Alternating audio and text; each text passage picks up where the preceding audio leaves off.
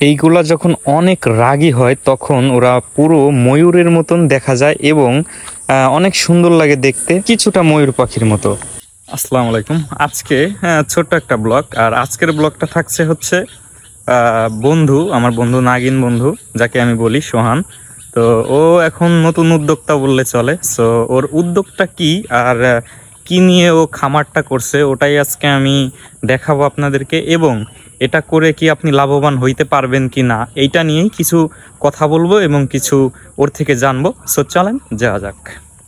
আমাদের এলাকায় গ্রামীণ টাওয়ার আছে, আর টাওয়ার থাকার সুবিধা এবং অসুবিধা কি এটা যদি আপনারা জানেন অবশ্যই কমেন্ট করে জানিয়ে দিবেন। ফরিদপুরের বিখ্যাত হচ্ছে সোনালী আঁশ এবং তার পাশে আছে ধানের ক্ষেত। কত সুন্দরী না পরিবেশ, আর ফরিদপুরের সৌন্দর্য যতই আমি দেখাবো শেষ হবে না। ফরিদপুরের সৌন্দর্য, ফরিদপুরের সৌন্দর্যের পাশাপাশি আছে অনেক সমস্যা যেগুলো আমরা অনেকেই জানি না, অনেকেরই অজানা। যেমন এই যে ব্রিজটা আছে, এই ব্রিজটা আরেকটু চওড়া হলে দুইটা গাড়ি ভালো মতো যাইতে পারতো, কিন্তু একটা গাড়ি এই পাশ দিয়ে আসলে আরেকটা গাড়ি ওই পাশে থামতে হয়। এটা অনেকটাই উঁচা একটা ব্রিজ, আর পাশে আছে সুন্দর একটা পুকুর যা সৌন্দর্যটাকে আরো ফুটিয়ে তোলে।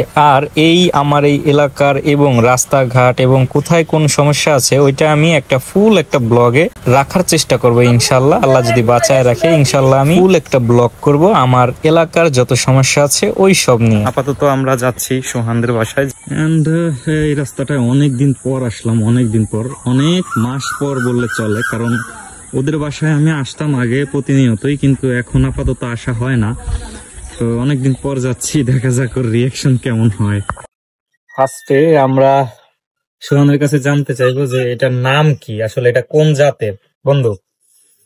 এটা ছিল রেড বারমন্ট। রেড বারমন্ট। তোমার কিনা কত ছিল? এগুলো ছিল একদিনের বাচ্চা, 200 টাকা করে কিনছিলাম। পিস পিস পিস হচ্ছে 200 টাকা করে। আর এটার বয়স এখন কত হয়েছে? 3 মাস। 3 মাস। 3 মাসের সাইজ মাশাআল্লাহ খুব ভালো হয়েছে। তোমার 3 মাসে খরচ কত হয়েছে? 3 মাসে 10-12 হাজার টাকা মতো খরচ। আমার কিনা মোট কয় টাকার কিনা হয়েছিল? আমি 25টা কিনছিলাম 5200 দিয়ে। 5200।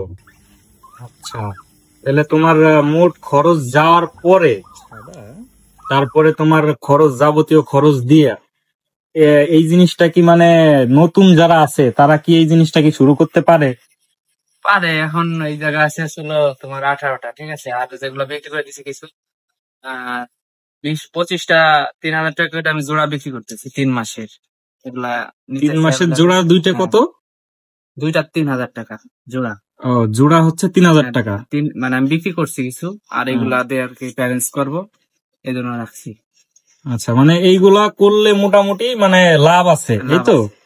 মানে নতুন যারা মানে শুরু করবে, যেমন বেকার আছে, ঘরে বসে থাকে, তো তারা এটা চাইলে শুরু করতে পারে, এই তো? হ্যাঁ হ্যাঁ। তো আপনারা জানলেন যে কেমন কি প্রফিট হবে, আর আশা করি বুঝতেও পারছেন।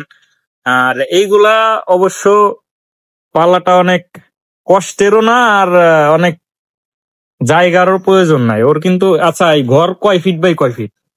ঘর আছে 12 ফিট। আচ্ছা, 12 ফিট ঘরে, 12 ফিট আর 8 ফিট। 12 ফিট বাই 8 ফিট ঘরের মধ্যে এখানে আছে মোট এখন কয়টা আছে বিক্রি করার পরেও? 18টা আছে।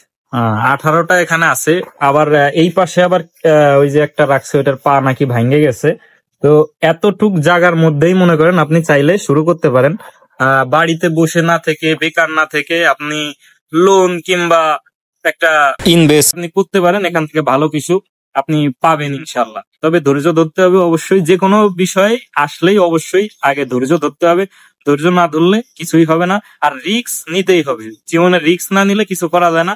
তো ভিডিওটা এই পর্যন্তই ছিল, দেখা হচ্ছে অন্য কোনো ভিডিওতে। আল্লাহ হাফেজ।